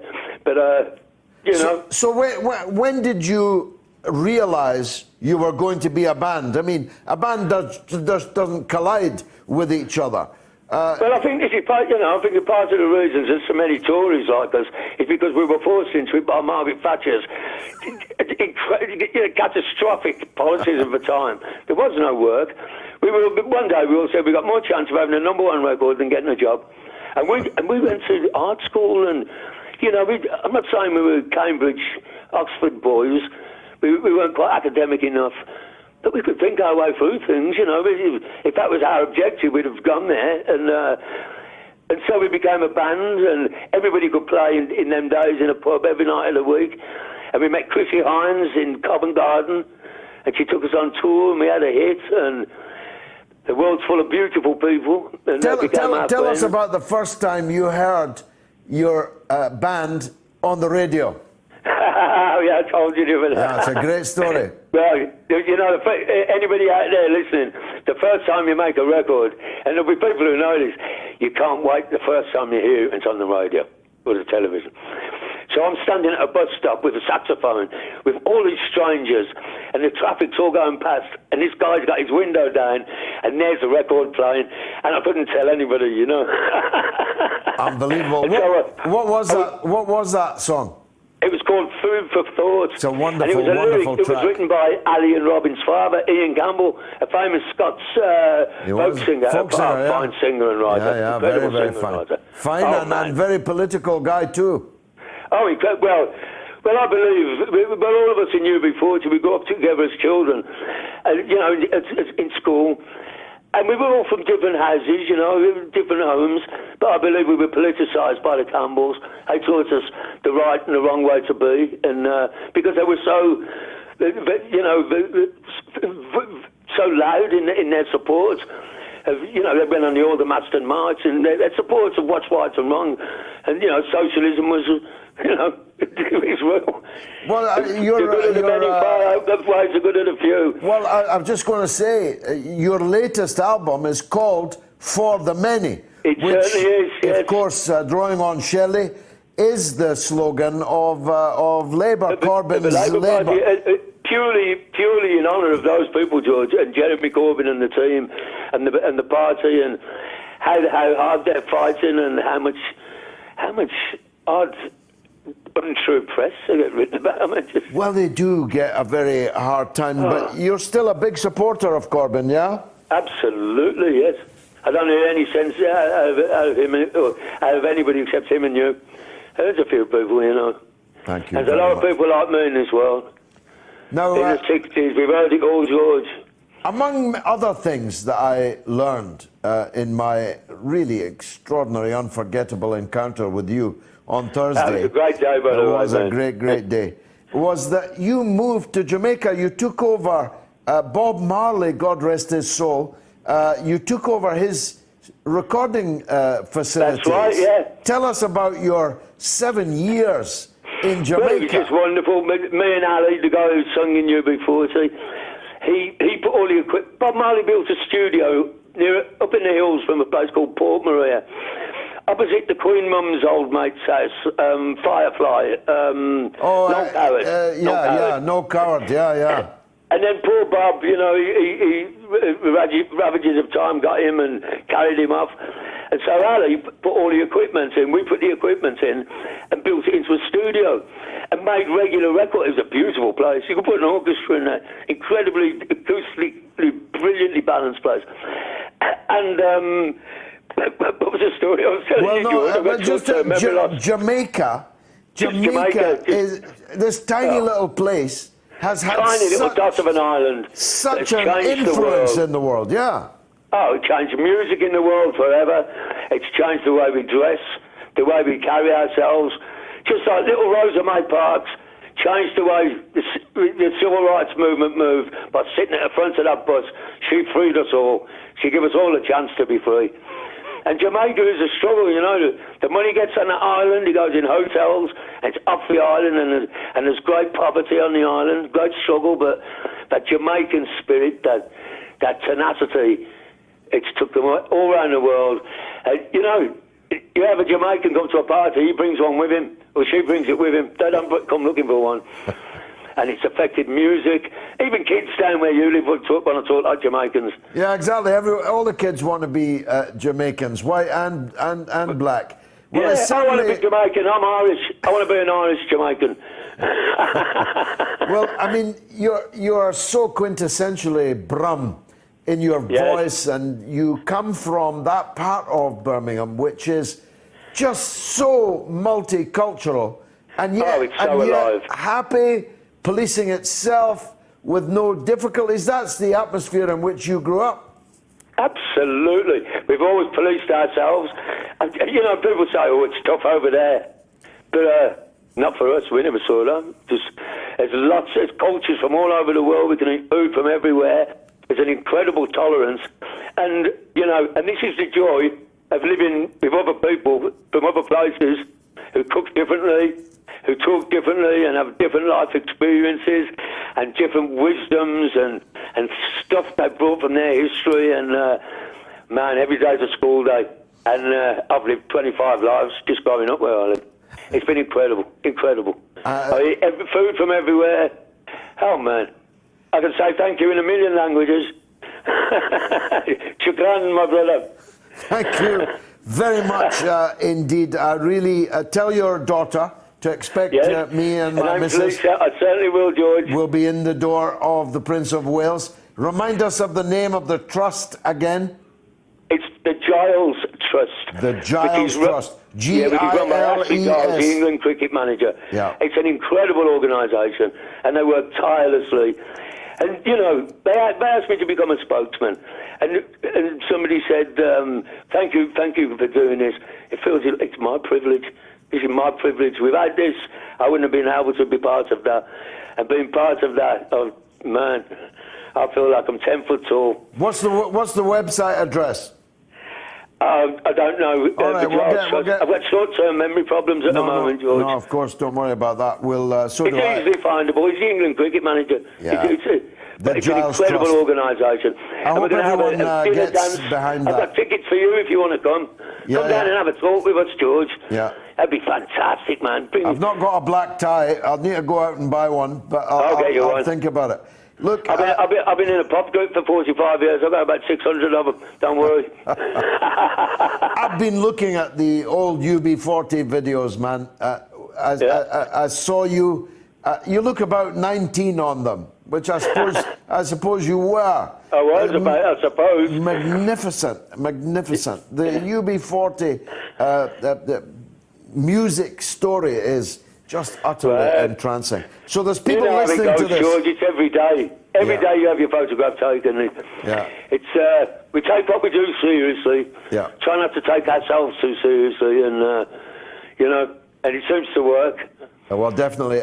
Everyone listening around the world, look them up if you don't know UB40. And you are on everybody Twitter. Knows who we are. The crimes we've committed, George. Now, you're on Twitter. You are BTUB40. I believe so, yes. Yeah, I can tell you that. BTUB40. Yeah. Please follow Brian Travers now. BTUB40. Just for the American listeners, Brian. Yes. UB40 means something. What does it mean? Well, when we were kids, it meant, and you were unemployed, you didn't have a job, you'd have to go to the Social Security and get some rent money or money to live on. And it was called a UB40, an unemployment benefit card, and the registration number was 40. And we all had one, and it didn't sound like anybody else. And I must say, that line, that we had a better chance of a #1 hit than we did of getting a job, is probably the greatest recruiting line I have ever heard. Now, Mrs. Thatcher is gone, but but Thatcherism has not gone. And it hasn't gone, no. All of this 40 years that you're talking about, either Mrs. Thatcher has been in control or Thatcherism has been in control. Say it. And that's what we've got to end. Mrs. Thatcher is gone in another place, God knows where. But Thatcherism is still going. Let's just be good to each other, right? Why can't we just be good to each other? And everything's going to be okay. Brian, here's the web address. www.hospitalcharity.org/The Giles Trust /The Giles Trust. There, I've done the job. I'll see you in the Prince of Wales. I'll see you in a black tie at the dinner dance. God willing, we'll play football together when you're better. Maybe we'll even get on the stage together. Brian Travers of UB40, thanks for joining us on the mother of all talk shows. Let's take a break. Ask Adam, Garrie. Adam, welcome back to the show. Thank you. We're building up a huge backlog of questions for you, but first, let's take another Skype call.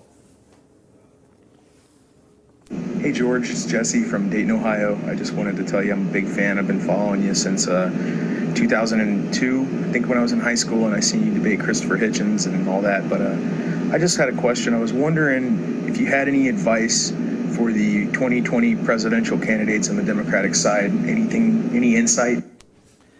Well, how remarkable. We talked about Dayton, we talked about Dundee earlier.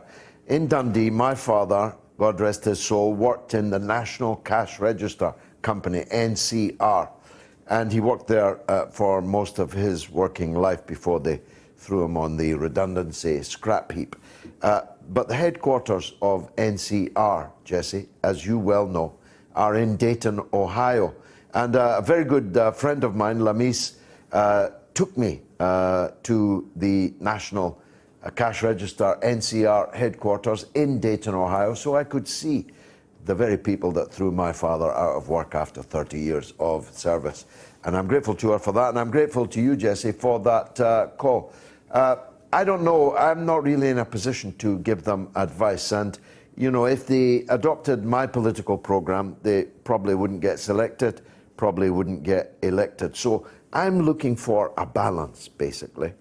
I'm looking for the person with whom I most agree, but who has the best chance of beating Donald Trump and becoming president of the United States.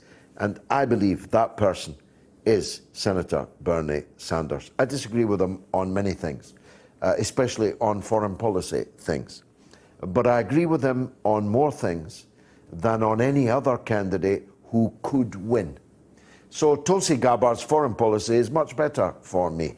But I don't believe she can win the nomination. I don't believe that she can win the presidential election. If that changes, I'll let you know, Jesse. Now, let's take another Skype call that has a question for Adam. Let's see where that is, from whom that is. If it's not ready, it is ready. George. Let's go with it. Hi, Adam. My question is around the US military might, its size and power, and especially given that Donald Trump dodged the Vietnam draft, citing flat feet or heel spurs or some other porky. Do you think his excitement for the US military is because he needs to get the message across to every other nation that they are supreme, and that if you're not prepared to listen, then you'll listen to my weapons and my military staff? Or do you think he will genuinely take the US and by default, the rest of us, i.e. the UK and other nations that will just say yes into a war situation. I'd be keen to know if you thought it was all bluster or if you think we've got genuine cause for concern. Thank you. Excellent call. I thought it was Neil Lennon on the screen. He's the Celtic manager. Adam, you know a lot of things, but you probably don't know much about Glasgow. I remember from you, from many years of the mother of all talk shows. Of course. Now, that was an important question. Indeed. You give me your answer. Well, I think that the record in these, 3 years now, just about already shows that it's mostly bluster. And to the first point of the question, which frankly doesn't get asked enough, I think that the military bravado, the yearning for parades, it's not because he admires China or Russia or the DPRK or other countries that do have very pageantry-laden parades, but it's for domestic purposes. He needs to win the military vote, and it's not a small constituency in the United States. Beyond that, he needs to win the vote of patriotic people in the swing states who see a Democratic Party who, in terms of their cultural characteristics, are drifting so far away from the center of mainstream Americana that sometimes the best way to prove that you're the antithesis of that is to have the tanks rolling on camera. So it's about domestic pageantry in pursuit of domestic electioneering. To some degree, it's about look at us, don't mess with us. But anyone in a foreign ministry of a foreign land or a president or prime minister who didn't already know that America can blow up the world several times over, the parade isn't going to change their mind if they were that stupid from the get-go. Though, the allusion was made by our caller, we have had not one but three draft-dodging presidents. There may have been others, but three of which I'm obviously aware are Bill Clinton, who dodged the draft in Vietnam by becoming a student at Oxford University, George W. Bush, who dodged the draft by being, what do they call him, a National Guardsman, although he scarcely turned up, according to Michael Moore's wonderful film, Fahrenheit 9/11. He scarcely turned up for the National Guard. And Donald Trump's bone spurs, which apparently have only been cured by endless rounds of golf. There is a sort of chicken hawk thing going on, no? Oh, there certainly is, and I'll set the record straight. I wasn't around during the Vietnam War in the United States, but if I was, I would have dodged that war for the same reasons that, in a much more dignified way, Muhammad Ali preferred going to prison than to kill people who he said had no quarrel with him and that he had no quarrel with. But one way or another, I think avoiding an unnecessary, an unethical, a murderous and a disastrous and an expensive war is a good thing, even if you have to sacrifice some of one's dignity to do it. The people you mentioned did. Muhammad Ali obviously did not. They both ended up not killing people in Vietnam, which was a good thing. The difference, though, is that I don't want to send other people to war either. I don't want to fight in an unnecessary war. Would happy to be fighting in a necessary one, but there haven't been for many decades any wars like that afflicting Western countries like the US. And so I think for someone like John Bolton, who famously and proudly dodged the draft and is now Mr. Militant Gung-Ho #1 with his stealth-fighting moustache and the rest of it, I think that they have a complex, but Trump certainly doesn't. Trump wants to make money. He doesn't want to make war. And insofar as that's part of his personality, I think slowly but surely it's trickling down, famous expression, into the policies. Scottish Bull says, does Adam really believe Hitler died in the bunker? I personally think not. South America, the likely destination when he escaped. What's your take on that? Well, I remember there was a wonderful story of Rick Wakeman telling one of these chat show hosts about his time in Uruguay. And he remembers going to the customs man who was being very difficult, and he recalled that he had a very strong German accent for someone in a South American country. So, yeah, I mean, it's very well known that many Nazis fled what would have been justice either at the hands of the Soviet Union or at the hands of the Western Allies to go South America way. Whether Hitler did or not, I don't know if we'll ever know. I think it's as simple as that. Well, you say that they fled to South America and some of the lower order mass murderers did.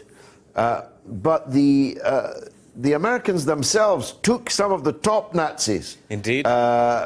To go and work on their weapons programs and their rocket programs. They actually saved Nazis from justice to take them to the United States. And other prominent Nazis went on to found the European Union.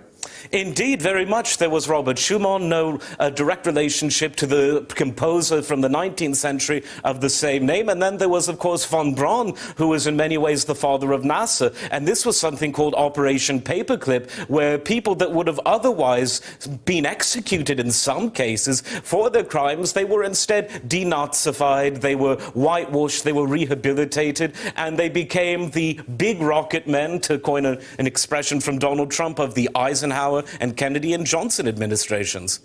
Denazified, were they? Aye. Let's take a call. We've got an Ask Adam call. Yes, caller. Max. Hi, chaps. Hi, Max. Go ahead, Hi. Max. Yeah, I'm an army officer and I've served for about 7 years now. Welcome. And what I wanted to ask was, when you go to Sandhurst, if you're slightly left-wing, you have a hell of a time. You know, essentially you are the bad guy in every exercise. And throughout my career, what I've seen is how every single institution has been allied with the Tories. Now, do you think it's like how the Whigs purged the Tories in the 1700s? If my dates may be incorrect there. But what I've noticed now, every establishment, be it the BBC, the RAF, the Navy, the civil service, even though especially partial, anyone who is left-leaning, especially if they lean towards Corbyn, they're isolated. What's your opinion on that? Well, that's a very interesting question from a very interesting caller. Max, an army officer, asking about I suppose, the rather un-British way in which institutions are now being ruthlessly purged in the way that actually never used to quite happen here. We once had a kind of independent civil service, not entirely independent, and Tony Benn has a lot of writings on that, but certainly more independent than we have now. Ditto the BBC, once upon a time a byword for broadcasting standards, now really just a ragbag of Tory placemen and women. Do you agree with that? And if so, how did it happen? I think that the reason that these putatively non-biased, there's no such thing, and that's the secret, but these supposedly middle-of-the-road, let's give everyone the hearing institutions became so one-sided, I wouldn't say that they're for or against one political party. I would say that they're for the elites, they're for the establishment against everyone else. I think it's much more instructive to phrase it in that sort of language rather than try to pin it down on party politics, not least because party politics, as it was once known, is disintegrating before our very eyes, noses, ears, and possibly mouths. The problem is that people have an idea that something which doesn't exist can exist. The perfect paradigm of objectivity, of non-bias, of let's give everyone a try, that doesn't exist because it can't exist. We're not computers, we're not algorithms, and even algorithms are imperfect, but we're human beings, and all human beings have biases. And so instead of trying to strive for this unattainable ideal, and I'm not even sure if it is an ideal, I say just let it be a free-for-all. Give everyone a chance to speak. Left, right, centre, up, down, and middle. 1,000 flowers bloom. Absolutely right. Chairman Mao said. Max, I'm going to surprise you with something. A friend of mine, Jim Davidson, runs Care After Combat, and I went to a very black-tie dinner indeed, at which Gavin Williamson, the then Defence Secretary, entered. And when I shouted a joke about him looking and seeming like Private Pike, everyone laughed, including him. "Don't tell him your name, Pike," I said as he came to the table, and everyone laughed, I must say, including him. Now, at that dinner, which was attended by half a regiment of army officers, including some very senior ones indeed. I mean serving army officers, not former. There was a queue. There are pictures of it. There was a queue of army officers wanting to talk to me. And do you know what they overwhelmingly said? You were right about Iraq. You're absolutely right. So, you know, right wing, maybe, but not stupid. They knew, and they also had the courage to say so, that I had been right about the Iraq war. Is that your experience too? George, I absolutely agree with you to the core of my being. There are some circles within circles who do see the bigger picture. However, distressingly, I'm seeing more and more young men fall into this, how can I put it, simple way of viewing things and interpreting Daily Mail trash, essentially. But, you know, we're there to do a job. But I agree with you. What you've called out in the past, it's pretty much common sense. You don't need to be super intelligent to see how the world works. But, you know, we can have a long debate about that another day. Well, I'll tell you what, Max, you're right. It's a mixed bag, because there was my experience that I've just recounted, but there's also these paras that were firing at a firing range with Jeremy Corbyn's face as the target. Now, they've been dealt with, perhaps not entirely in the way that they should have been, but they have been dealt with. A couple of them have been demoted. So there's that. There's those squaddies posing for pictures with the pound shop little would-be tyrant Tommy Robinson. Very ugly picture. We've had pictures of soldiers holding up Ulster loyalist insignia and so on. We've had the collusion of sections of the British military, the Glenanne gang issue. A friend of mine, Sean Murray, made a great film, Unquiet Graves, talking about collusion. All I'm saying, and perhaps this is paradoxical, you're in the army and I'm not, I'm saying it's a mixed bag. There are many soldiers, many, and in the officer class, I now know personally, who don't want to go into needless, reckless, pointless, and utterly counterproductive wars. And that encouraged me quite a bit, Max. Yeah, no, I absolutely, George. One thing I would say is, although we're engaging all these wars abroad for resources, for argument's sake say, at least in the past when there was empire, wealth almost trickled down with the industrial age. But at the moment, when we do wage war, it only benefits a very small segment of society and not the greater population. So personally, I don't agree with a lot of the actions we do, but I'm here for a job and that's what I'm being paid for. So. Okay, here's a tip for you, Max, in saying goodnight. There's a wonderful new BBC series called The Last Post, which is a double entendre, because The Last Post is, of course, played over the coffins of soldiers who have fallen in battle, but also Aden, set in Aden in 1965, when the Beatles were top of the charts. It's recent. 65, Britain was occupying the port of Aden, which it called, Adam, that's right.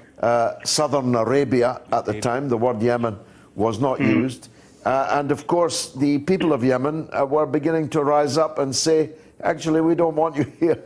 You've come from a long way off. And the plight of the soldiers trapped in Aden, between the resistance of the Yemeni people and the idiocy of their officers and the politicians who kept them there, is a very, very interesting. So take a look at it. You'll thank me. And thank you, Max, for that call. Chris from Colchester's up next. Go ahead, Chris. Hi, George. I remember a couple of years ago or so, you attacked Gary Lineker for saying that Tony Blair, for praising Tony Blair, basically saying despite Iraq, he was good on Brexit. Well, that seems to be similar to what you were saying about Bernie Sanders. Whereas, you know, despite the couple of million people he's helped kill, he might promise free college to people. And that includes the whole world now, because he stuck his hand up during the debate the other day saying he'd support free healthcare for illegal immigrants. Are you against free healthcare for illegal immigrants? Definitely, that's complete insanity. You think? I mean, you think an illegal immigrant run over by a truck should be left to die at the side of the road? No, that's free healthcare plan. it's complete insanity, and he's just lost any chance of winning an election now. Then Trump will eat him alive. Well, yeah, before I ask Adam to comment, I'm just trying to ascertain, you say that healthcare for illegal immigrants is entirely wrong, and I'm saying, so you leave them to die at the side of the road? Is that what you're endorsing? No, I'm not endorsing that. They shouldn't be in the country anyway. Accept that. But they are in the country, and they've just been run down by a truck, and they don't have any medical insurance. No, of course, don't be silly. Of course I'd want them to be treated. I'm not evil. I'm not like Bernie Sanders, who supported the sanctions on Iraq, even after hundreds of thousands of people have been killed. No, I agree with you on that one. I agree. Yeah, well, that's what I'm saying. Well, what I'm saying is, I think Bernie Sanders is the only candidate who can win the nomination and win the presidency with politics anywhere near mine. Adam? Well, I think, as I've said before, that Donald Trump is going to win, and I think he's going to win quite comfortably. And I think that the interesting thing is Trump was perceived by the mainstream media, by the Democrats, and by quite a few, some would say the majority of frontline Washington veteran Republicans in 2016. Since then, I think there's been a backlash. Because Trump was criticized so strongly on that issue, people who inherently distrust the media, who inherently distrust the old guard, are saying Trump's position actually isn't quite as extreme as we were led to believe. And the Democrats, by taking a fairly extreme position on the other end, rather than trying to say we're the moderates and he's extreme, I think that a lot of people now are drifting towards Trump's positions on that issue. As for Tony Blair and someone getting run over in Mexico, I don't really know what the point of that was. But, that's my electoral point of view. Let me ask you pointedly. Which candidate should the Democrats pick to fight Donald Trump? Objectively. Well, I think Andrew Yang, and the reason I'm saying that isn't only because I quite like his policies and I quite like him that much more as a human being, but I think that with Yang, he's gone out of his way to say this political sectarianism, this identitarianism, this idea of phrasing complex and macroeconomic issues in left-right skullduggery. We need to throw that out the window. Of his many catchy slogans, one of them that I think is the most endearing is not left, not right, forward. If anything could beat Trump, it would be that. But of course, he's not going to get picked, and Trump, I think, is going to march to victory. Last word to you, caller. Yeah, well, Yang's the second best behind Polk, but the few seconds he did have the other day on the debate stage, he used it to foam at the mouth about pushing Russiagate. So anyone who does that is a joke, I think. And Tulsi Gabbard is the most anti-war candidate. And that's the most important thing for the world, US foreign policy. Yeah, unfortunately, it's not the world that's voting, it's the Americans. But thanks very much for that call. While I'm waiting for the next call, let me just tell you that we got tweets and callers tonight from Nigeria, Wales, Scotland, Ireland, Egypt, Norway, the United States, the UAE, Canada, Gibraltar, Sweden, Tanzania, Australia, and France. That is truly extraordinary, the global experience, the global open university of the airways. Do I have another caller? Let me hear from them. Yes, caller? Okay, we'll come back to, yeah, they're there. Go ahead, caller. Yes, someone from Scotland, go ahead. Hi, George. Yes, hi. I wanted to ask Adam whether we think that if we leave the EU without a deal, that the financial establishment will carry out their steps to leave Britain and therefore bankrupt us. Adam? Well, it was a bit of a bad line, but I'm led to understand that it's about will the financial system will we collapse? go bankrupt without a deal? Well, absolutely not. The idea that Britain has only survived and can only survive in this prison. I mean, look at Singapore. It's smaller than London. It's a city-state, and the entire world brings its financial services there. The EU is regulating itself to death while still kicking the working class and the downtrodden in the head. It's giving people the worst of both worlds. I really hate to quote this, not least because I don't even like the song, but things can only get better. But to make it a bit Garrie-ized, that's because they couldn't get much worse. Yeah, exactly. So, I mean, it is a commonplace amongst commentators and part of the political class that somehow, you know, we'd be still living in the woods and painting our faces blue if it weren't for the civilizers of the European Union. Let's take a call from Virginia, the state of Virginia in the United States. Rashid, go ahead. Hi, Adam. Hi, George. How are you? Hi there. By the grace of God, we're good. Lovely to hear from you there. Yeah, I just wanted to bring up the fact that over the last multiple election cycles in the United States, going back to the 60s, you could say, is that both the Republican Party and the Democratic Party primaries are basically rigged and have been rigged. In the most recent case, Donald Trump was an anachronism. It wasn't supposed to happen. Their rigging tricks didn't work. And in the case of the Democratic Party, the rigging process was in full flower. So that's how they eliminated Mr. Bernie Sanders. Yeah, but Rashid, the hole in your argument isn't it, Adam, that Donald Trump won the nomination? Indeed. I mean, I remember well, Rashid, that George Bush's brother, Jeb Bush, all the smart money was on him. Where is he now? Is he still around even? I mean, Donald Trump could not possibly win the Republican primary, they said, but he did.